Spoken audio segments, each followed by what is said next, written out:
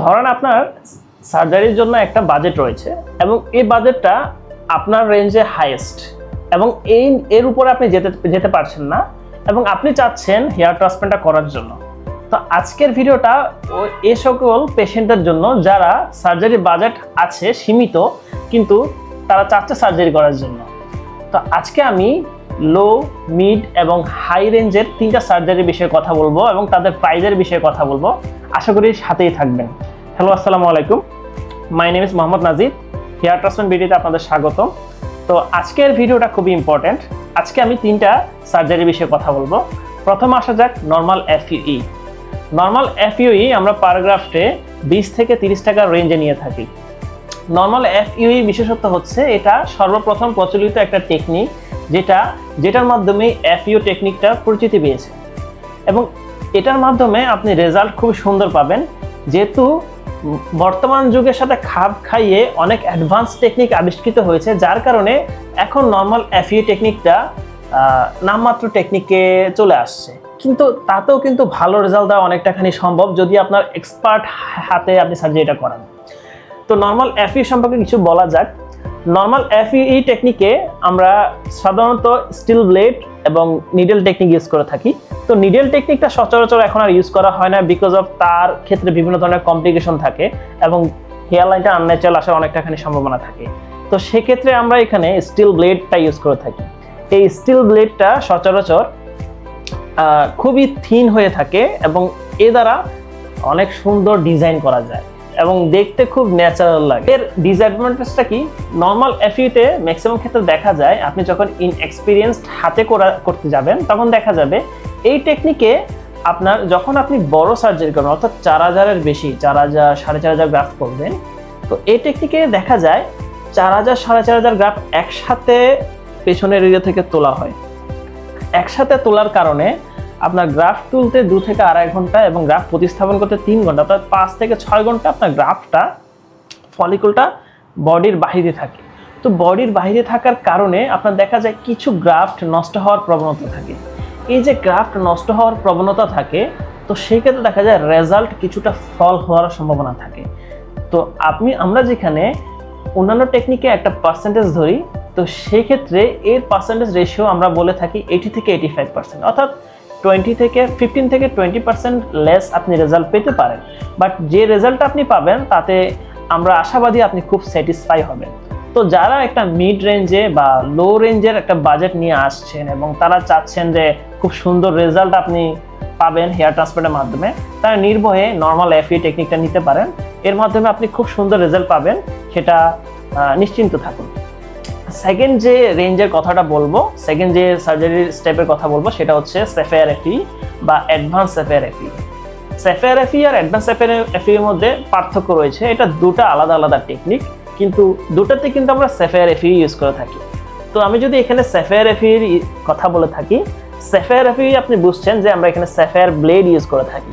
SAPHIR ব্লেডের বিষয়ে কিন্তু আমি আগের ভিডিওতে বলেছি যে SAPHIR FUE-তে আমরা যে SAPHIR ব্লেডটা ইউজ করে থাকি সেটা SAPHIR পাথরের তৈরি এবং সেখানে ডায়মন্ড কাট লেয়ার দেওয়া থাকে, অর্থাৎ এটা এতই শার্প হয় যে স্টিল ব্লেডের তুলনায় 100 গুণ শার্পনেস থাকে এবং এর মাধ্যমে একজন এক্সপিরিয়েন্স ডক্টর খুব অনায়াসে ভালো থেকে ভালো ডেন্সিটি দিতে পারে।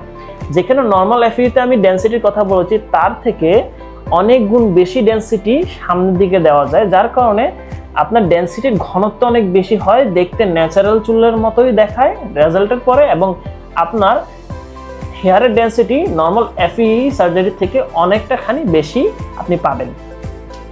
এখন এখানেও কিন্তু আমরা টার্কিশ পাঞ্চ ইউজ করে থাকি এবং এই পাঞ্চ ইউজ করার কারণে আপনার মাল্টিপল রেশিও গ্রাফট আসার সম্ভাবনা থাকবে। কিন্তু SAPHIR FUE-তে আমরা একসাথে গ্রাফট তুলি না, আমরা এখানে 2 সেশনে গ্রাফট তুলি।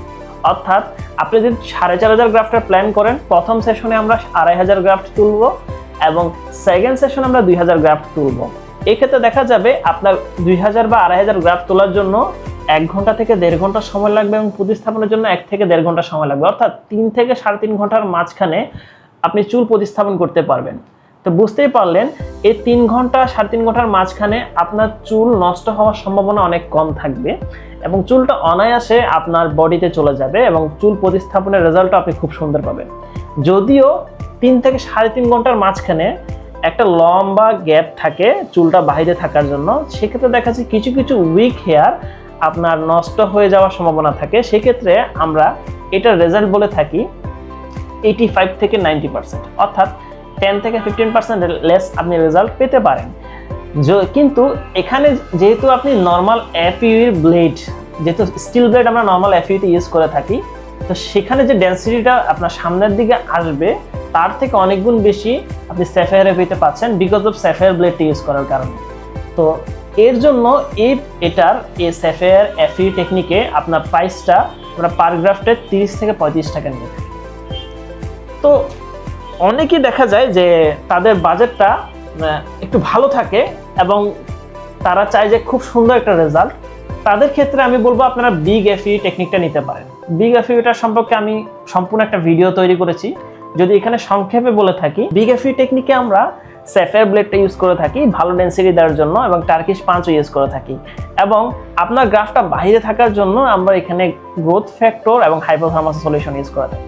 হাইপোথার্মাস সলিউশন সম্পর্কে যদি আপনারা না জেনে থাকেন, আমার প্রিভিয়াস ভিডিওটা দেখবেন, আশা করা যায় আপনি উপকৃত হবেন। এবং হাইপোথার্মাস সলিউশন সম্পর্কে যদি আমি সংক্ষেপে কিছু বলি, হাইপোথার্মাস সলিউশনটা হচ্ছে আপনার বডিতে চুলটা যেভাবে যে এনভায়রনমেন্টে ছিল সেম এনভায়রনমেন্ট তৈরি করার জন্য, বা আপনার চুলটা বাইরে থাকার ফলে আপনার চুলটা নষ্ট না হওয়ার জন্য যে এলিমেন্টসগুলো দরকার সম্পূর্ণটা বজায় থাকবে হাইপোথার্মাস সলিউশনে গ্রাফটা রাখার কারণে। এবং গ্রাফটের লাইফ স্প্যান, গ্রাফটা দীর্ঘক্ষণ সজীব থাকবে এবং সুস্থ থাকবে, এবং গ্রাফটা অনায়াসে তাড়াতাড়ি নষ্ট হবে না। তো এটা হচ্ছে হাইপোথার্মাস সলিউশনের বেনিফিট। এবং গ্রোথ ফ্যাক্টর পাশাপাশি একটা আমরা পিআরপি, স্পেশাল পিআরপি থেরাপি দেওয়ার মাধ্যমে আপনার সার্জারিটা করে থাকি। এবং যেহেতু বিগ এফইতে আপনি ভালো ডেন্সিটি পাবেন, পাশাপাশি আপনার গ্রাফটা আমরা যেখানে স্যাফায়ার এফইতে 2500-2000 গ্রাফ এক্সট্রাকশন করে বা গ্রাফ তুলে আমরা প্রতিস্থাপন করি, সেখানে বিগ এফইতে কিন্তু আমরা 1 থেকে 1500 গ্রাফ তুলে প্রতিস্থাপন করি। অর্থাৎ এখানে আমরা 3 থেকে 4 স্লটে আপনার হেয়ার ট্রান্সপ্লান্টটা করব। এবং এই ক্ষেত্রে কি হবে, আপনার গ্রাফটা 1 ঘন্টার মধ্যে তোলা হবে এবং 1 ঘন্টার মধ্যে প্রতিস্থাপন হতে 2 ঘন্টা আপনার গ্রাফটা বাইরে থাকতে পারে।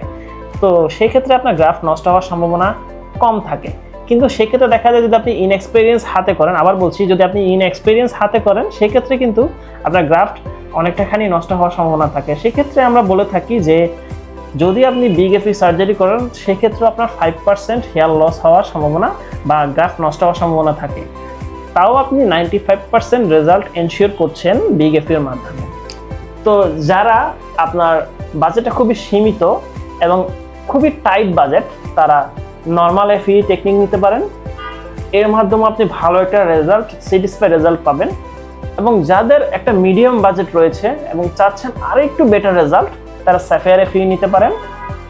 এবং যাদের বাজেট নিয়ে কোনো চিন্তা নাই, তাদের রেজাল্টটা একদম নিখুঁত থেকে নিখুঁত লাগবে, 19-20 হলেও চলবে না, 20-20 লাগবে, তাদের জন্য বলবো আপনার বিগ এফই টেকনিকটা নিতে পারেন। তিনোটাই খুবই রেজাল্ট, তিনোটা টেকনিকে খুব সুন্দর রেজাল্ট দেওয়া পসিবল। এখন চয়েস হচ্ছে আপনার উপর, আপনার রেঞ্জটা কতটুকু। আপনি কি 20 থেকে 30 টাকার বাজেটে সার্জারি করবেন, না 30 থেকে 35 টাকার রেঞ্জের বাজেটে সার্জারি করবেন, না 60 থেকে 70 টাকার রেঞ্জের বাজেটে সার্জারি করবেন। ডিসিশনটা আপনার উপর, আপনি কিরকম রেজাল্ট চাচ্ছেন।